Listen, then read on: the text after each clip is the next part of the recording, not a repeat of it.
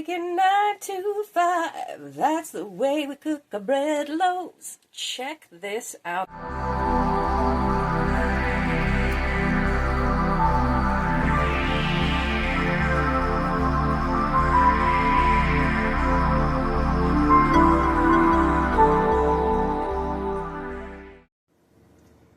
Hello and welcome to today's edition of Noshing with Nashies and the finale to our Black History Month series. Today's ingredient is going to be sweet potatoes. I will put up an infographic in the side to show you the difference between sweet potatoes and yams because they are different. Sweet potatoes come from a different place than yams do. Yams came out of Africa and Asia, whereas the sweet potato came from South America. When inhumanely enslaved people were brought here against their will to the United States, they saw that the sweet potato was quite like their native yam. They soon made it their own, and thus was born things like sweet potato pie, sweet potato breads, and all sorts of cool sweet potato dishes. I will include in the description a couple of articles on the history of the sweet potato and the yam as well, and how it's important to Black culture. Now today we are going to make a sweet potato bread, which is an awful lot like a pumpkin bread, but a little bit different. And for that we're going to need about a cup of smashed or pureed sweet potato. You can get this out of the can if you want, or you can cook it. Bake your sweet potato in a 350-degree oven for about an hour until it's nice and soft, and just smush it up. We've got a couple of eggs here. We've got some salt, some avocado oil, some all-purpose flour, some cinnamon, some sugar hanging out in the back there, some baking soda. We will also need some water and a 9x5 bread pan here. All right, let's get to mixing everything up and celebrate this finale to Black History Month. Happy Black History Month, everyone. All right, here in my bowl I have 1 3/4 cups of all-purpose flour, and it says to sift it, but you know what, I am just going to go like this because that does a perfectly good job of sifting it if you don't have a sifter. All right, then we are going to come in with 1 teaspoon of our baking soda.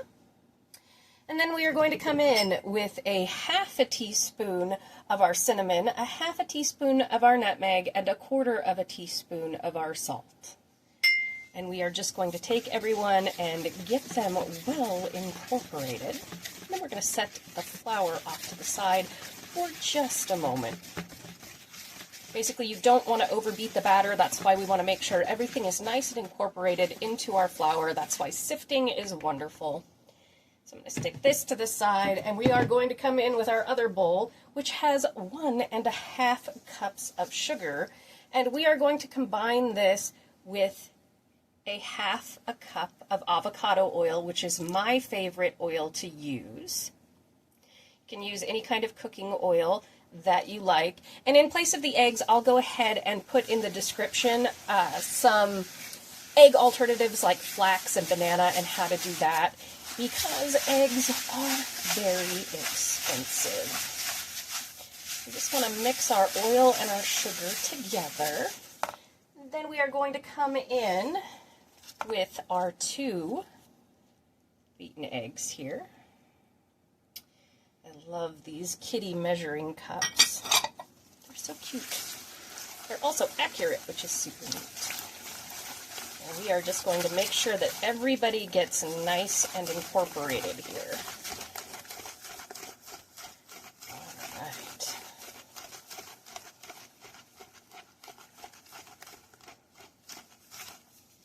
It's kind of fluffy. All right, now we're going to pour in about 1/2 of our flour mixture. I always spill. That's why I have a lopping down. We are going to gently mix this in. It's going to be thick in the beginning because we're going to be coming in with some water and that sweet potato.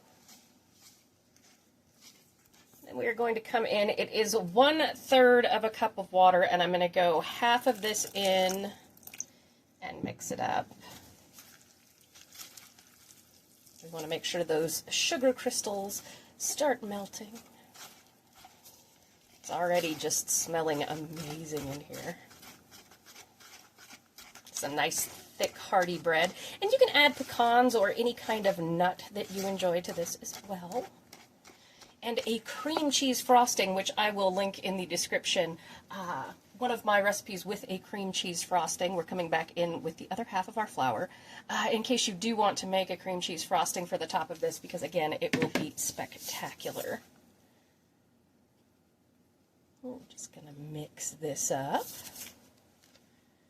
Just kind of stab at it. You can use a hand mixer too, of course. And then we're going to come in with the other portion of our 1/3 cup of water. Trying not to do it too fast so I don't fling it up on myself, and that I don't over-gluten our gluten by over-mixing it. Alright. I'm going to switch from a whisk now to a spatula. I will be right back. Alright, spatula has been achieved. You always want to make sure to check the bottom of your bowl like that for any flour that may be remaining on the bottom, and also scrape down your sides. Now we're going to come in with our about a cup of sweet potato. Like I said, I did mine fresh, but you can use canned. You can also use pumpkin for this. It will all be good, I assure you. And you can puree it or you can mash it. It depends on how you like the texture.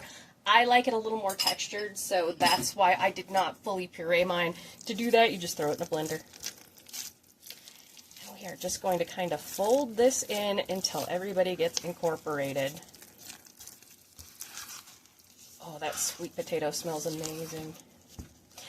Things I love about sweet potatoes is that you can eat them sweet, you can eat them savory. I mean, you can make a pie.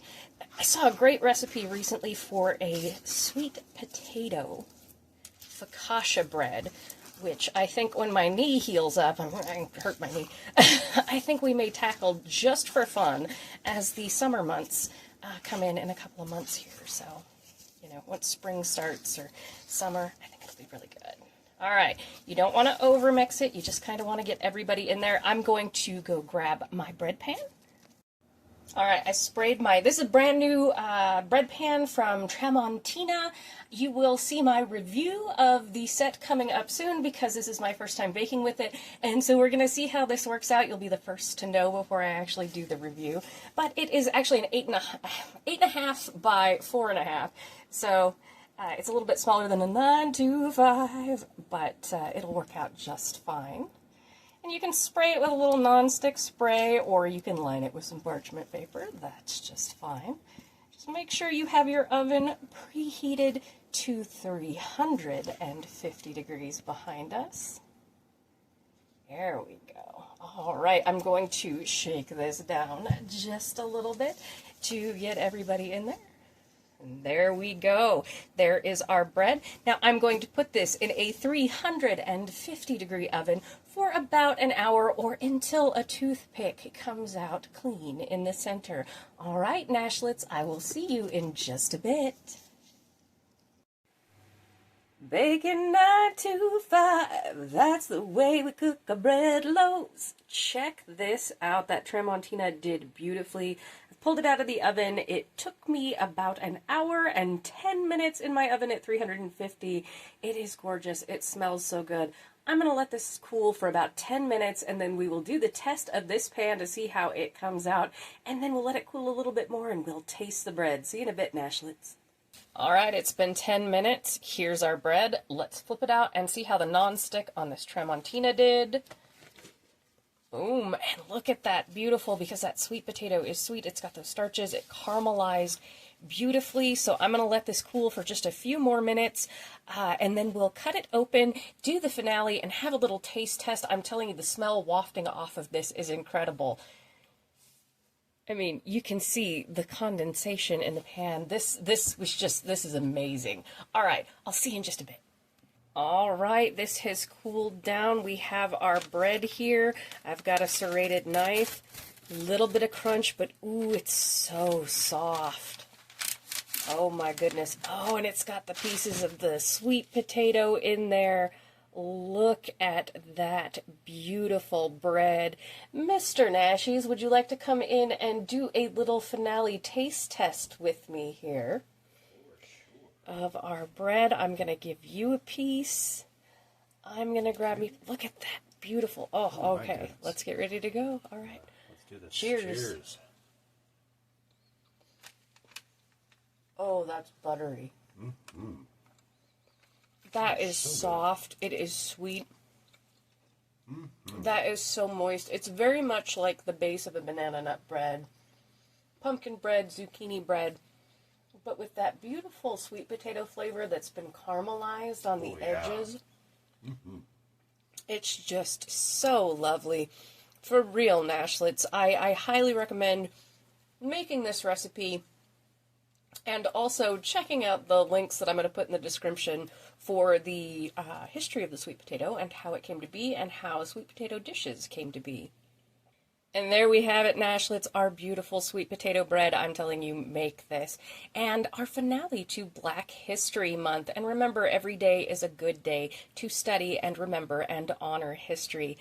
Thank you so much for joining me for today's edition of Noshing with Nashies. And remember, if you come to a fork in the road, pick it up and have a nosh with Nashies. Please like, comment, share, and subscribe, and I'll see you in the next one. Bye!